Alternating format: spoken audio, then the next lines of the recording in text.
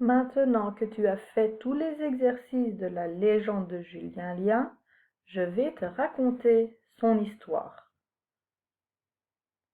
Tout commence un dimanche ensoleillé du début du mois de septembre. L'année scolaire vient de commencer. Et comme tous les ans, c'est la fête au village de Wépion, un petit village près de Namur, surtout connu pour ses délicieuses fraises. Ce jour-là, Anouk rend visite à son cousin Sébastien. Ils sont tous les deux en première secondaire, et comme Sébastien vient d'avoir 13 ans, sa mère est d'accord qu'ils aillent tous les deux faire un tour à la foire sur la place du village. Comme Anouk habite la région de Bruxelles, elle ne connaît personne, mais elle est très excitée de pouvoir sortir. Après un peu plus de 2 heures, Anouk ne se sent pas très à l'aise. Elle se sent même très seule et se met à penser à sa copine Julie. Si elle était là avec elle, elle s'amuserait beaucoup plus. Voici de nouveau un groupe de jeunes qui s'approche de la bande de copains de Sébastien. Tout le monde se dit bonjour, est content de se retrouver. Beaucoup de ces personnes sont des anciens amis de l'école primaire, du club de judo, de la troupe scout. Mais Anouk, elle, reste sur le côté et n'a droit à aucun regard. Elle est une inconnue dont personne ne s'occupe. Ça en est trop.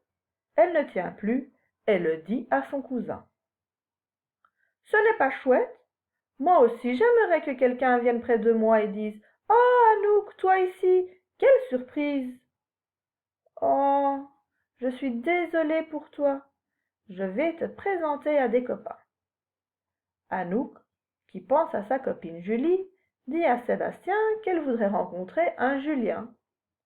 Oui, elle n'en connaît pas encore, et avec un tel prénom, il ne pourra être que sympa. Un Julien, tu es bien exigeante.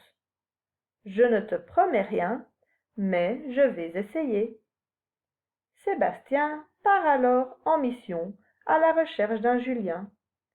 Aura-t-il la chance d'en trouver un parmi tous ces gens? Déjà, il est sûr, il n'y a pas de Julien dans ses connaissances. Il s'approche alors d'un groupe où il ne connaît personne à part un grand blond, Benoît, et demande à sa bande Est-ce que quelqu'un s'appelle Julien ici?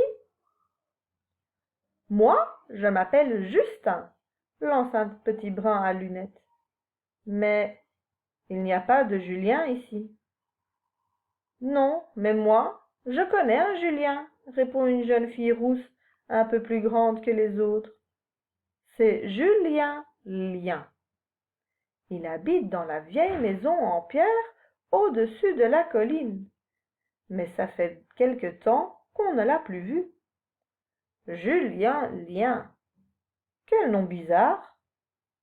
La grande rousse continue son histoire. On l'appelle Julien Lien parce qu'il y a une légende autour de ce personnage. Oh, chouette, une histoire, s'écrient tous les jeunes en même temps.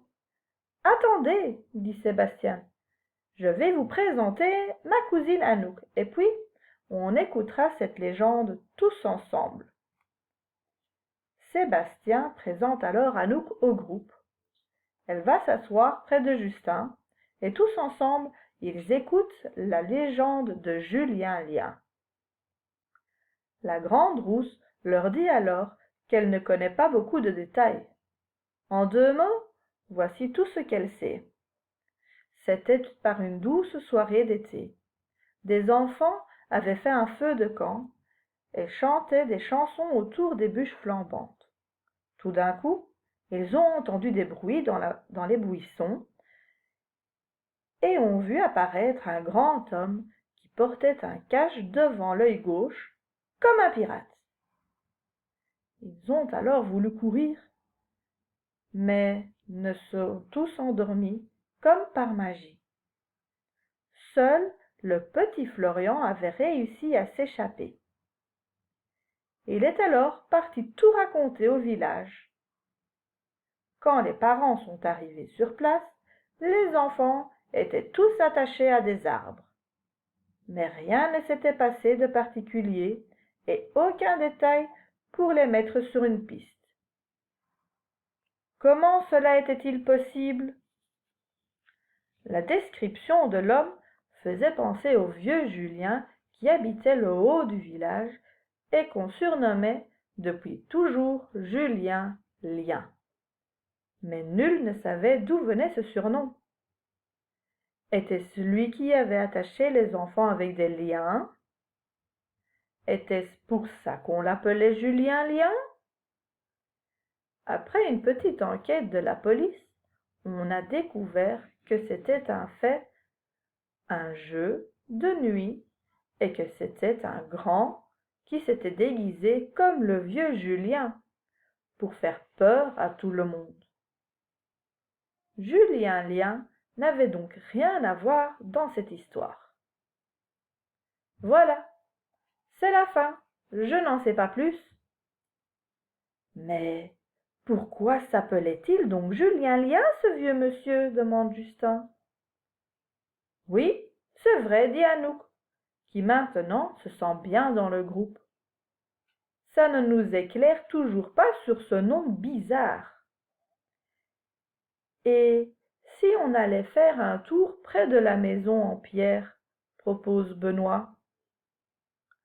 Les enfants sont d'accord et se dirigent en groupe, serrés les uns contre les autres, vers le haut de la colline. Arrivés devant la maison, ils sont surpris de directement voir un vieux, portant un bandeau, assis sur un banc. Eux qui croyaient qu'ils allaient devoir fouiller les environs. Laissez-moi tranquille, leur lance alors le vieux. On veut juste vous poser une question, lui dit Benoît. Comment vous appelez-vous? Je m'appelle Julien Lien le bon. Ah, s'écria alors Anouk. Ce n'est pas Julien Lien, mais Julien le bon. Il bégaye tout simplement un peu. Et personne ne le savait? Scandaleux! Faisons connaissance avec lui. Les jeunes ont alors parlé longuement avec le vieux, qui était une personne très intéressante, qui a vécu un tas d'aventures dans sa vie. Depuis ce jour-là, un dimanche par mois, les jeunes viennent lui rendre visite pour l'écouter, raconter ses histoires passionnantes. Et Anouk essaye de souvent rendre visite à son cousin ces dimanches-là, pour écouter le vieux Julien, pour retrouver ses nouveaux amis, et puis, secrètement aussi, pour Justin, qui était pour finir beaucoup mieux que n'importe quel Julien qu'elle aurait pu imaginer.